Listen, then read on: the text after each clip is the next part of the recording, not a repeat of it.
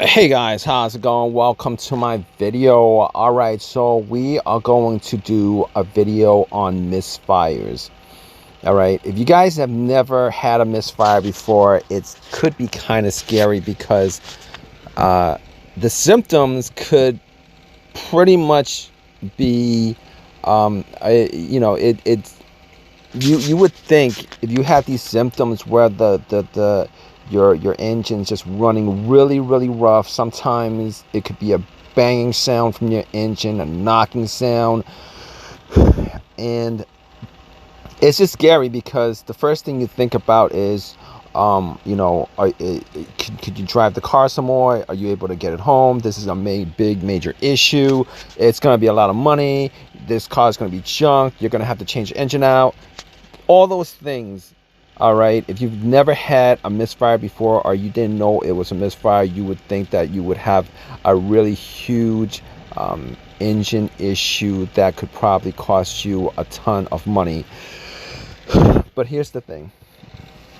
All right, I'm gonna tell you guys what to look for as far as how to diagnose this. Okay.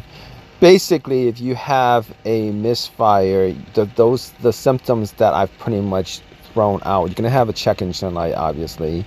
If you don't know what an OBD2 scanner is, you should definitely get one, and you should definitely plug it in, and you should definitely scan it. If you do have a misfire, it's gonna give you codes for misfire. It's gonna give you codes for the specific cylinder that's misfiring, or if it's not a specific cylinder and you have a vacuum leak, you're gonna have codes that would tell you that it's a random misfire. But I'll tell you guys what, it's not the worst case in the world. It probably sounds a lot worse than it is. You probably shouldn't be driving it if you guys have a misfire, although if you need to drive it a couple blocks, you could technically do it. Although, a lot of times newer vehicles these days with new computers will just put you into limp mode, and you're gonna have a rough time having very little power getting to where you need to get to, but you shouldn't be driving it for too long. And to be honest with you, if it's just a misfire, it's not the biggest deal in the world. You probably don't want to put any strain on your engine or damage your engine by driving it if you possibly can. I know sometimes you might be on the freeway and I don't know where you might get a misfire, or you're driving on the street and you get a misfire, just pull to the side of the road. You probably want to have it A, diagnosed, to B, and have the either the vacuum leak figured out as far as what's causing it and fixing it, or maybe if you're lucky and you're having like one cylinder that's having an issue, it's probably the coil itself. It could be the spark plug, it could be a coil, it could be other things, but most of the time it's pretty simple.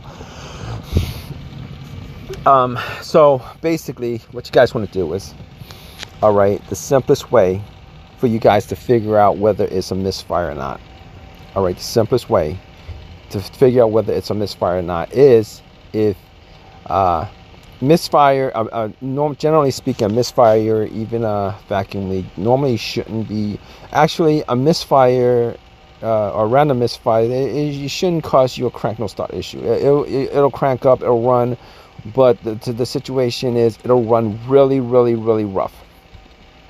It'll run really rough, and in some instances there'll be like really loud knocking sounds from the engine. Had a Toyota Highlander hybrid where the misfire caused these sounds that just sound like the engine was just absolutely broken. But once the misfire was figured out and fixed, it drove like a dream.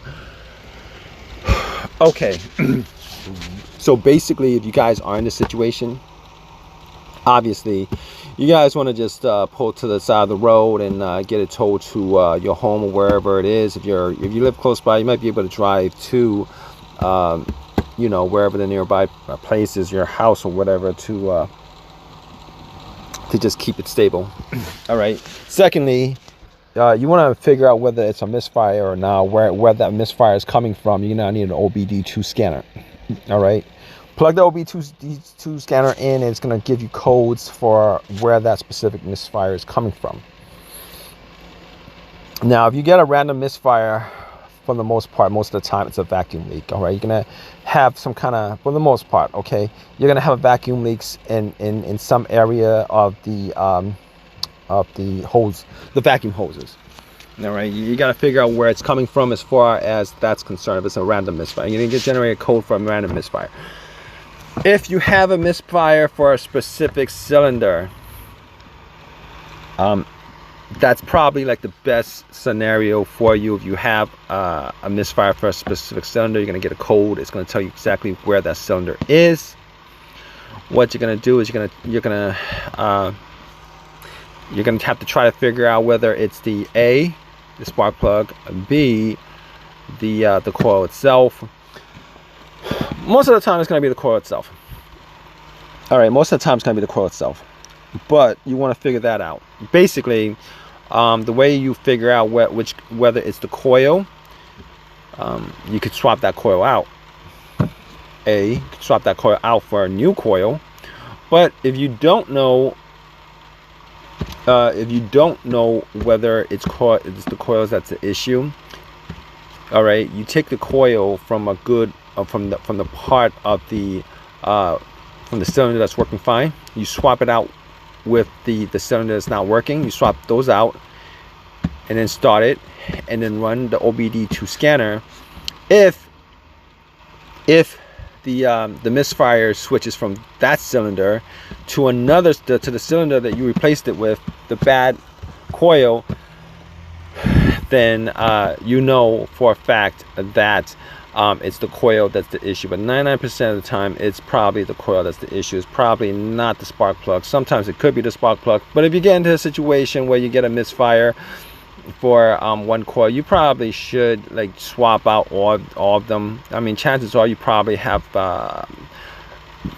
they probably haven't been changed out for like over 100,000 miles, and that one coil that's going bad is probably just telling you that you're going to have other issues as far as the other coils and spark plugs are concerned. All right, now I'll tell you guys what, all right, it's very expensive to buy the coils from any of these parts store. All right, the spark plugs, they're not too bad. The coils themselves, they'll run from anywhere from like $140 to $200 just for one single coil.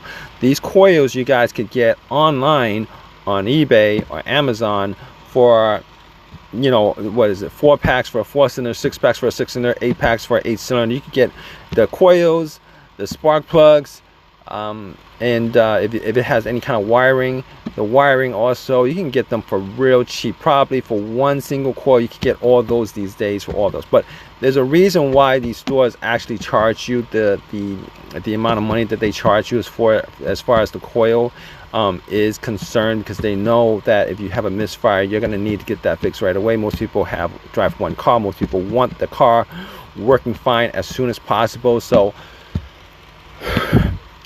they'll end up just buying that coil, paying the money for that coil, and trying to fix their issue. But in any case, if you guys have this situation, it's not the worst situation in the world. It's really, as far as engine issues are concerned, it's really not, you know, from like 1 to 10, is 10 being the worst. It's probably somewhere like around a 2 or 3 if you're like good with replacing stuff or DIY stuff or mechanic stuff and all that stuff. So anyway, that's pretty much the video for that. If you guys have any questions, definitely leave a question in the comment section. If you guys have any of your own experiences with this, definitely leave your own experience. Definitely leave a comment in the comment section. Please subscribe, please give me a thumbs up, and all that good stuff. Right, guys, appreciate your time. Thank you. All right, bye.